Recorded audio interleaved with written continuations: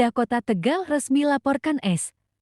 alias JP ke Polres Tegal Kota atas dugaan pencemaran nama baik, ancaman, dan pelanggaran Undang-Undang ITE. Paper News, Sekretaris Daerah Sekda Kota Tegal, Agus Sulistiono, melalui kuasa hukumnya Edi Purwanto, AS, Hari, resmi melaporkan S. alias JP ke Polres Tegal Kota pada Jumat, siang, 21 November tahun 2025.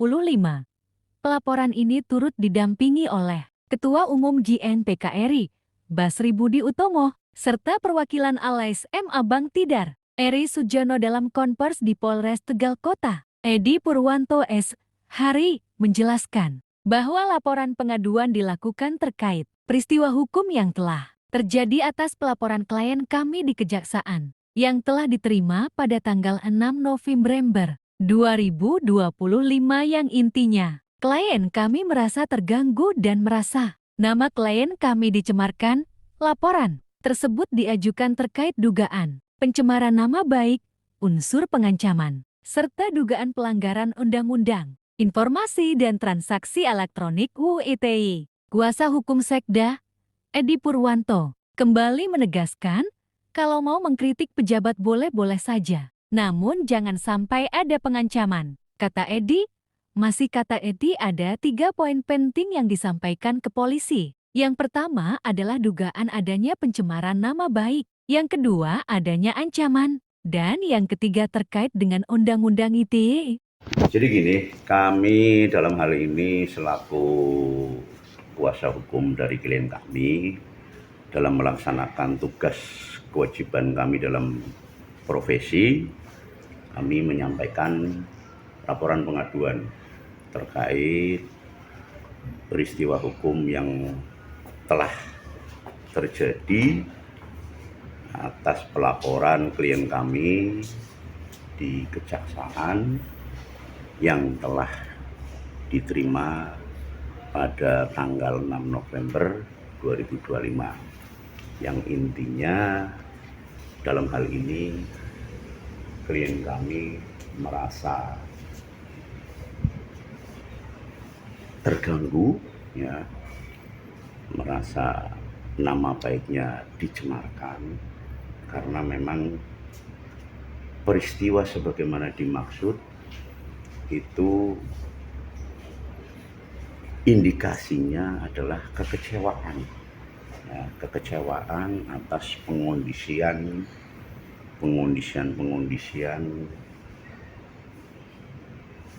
sejumlah proyek yang patut diduga itu akan dimintakan kepada klien kami. Ya, jadi inisial JP ini hari ini secara resmi kami laporkan agar mendapatkan tindak lanjut dari beliau Bapak Kapolres. Artinya apa?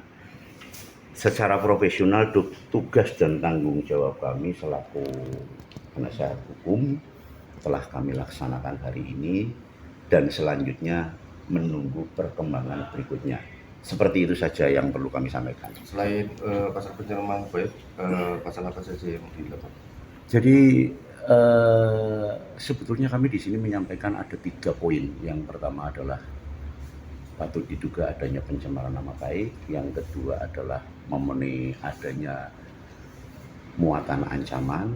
Ya. Yang ketiga kaitannya dengan undang-undang IT. Ya. IT yang sudah kami sampaikan. Ya.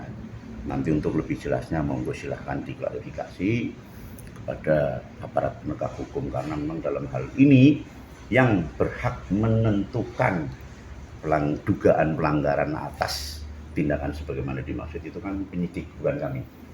Yang intinya semuanya kami serahkan bahwa proses hukum di negara Kesatuan Republik Indonesia itu harus ditegakkan tanpa pandang bulu. Intinya semacam. Harapan untuk polisi Tegal sini? Harapan kami ya pengaduan dari setiap masyarakat itu mendapat perlakuan yang samalah, tidak ada pengecualian. Di hadapan hukum setiap warga negara itu mempunyai hak dan kedudukan yang sama.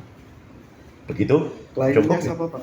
Ya? Kliennya siapa? Klien kami Pak Agus.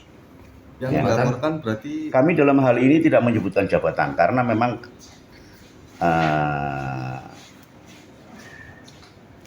setiap warga negara yang namanya jabatan itu jabatan politis, ya.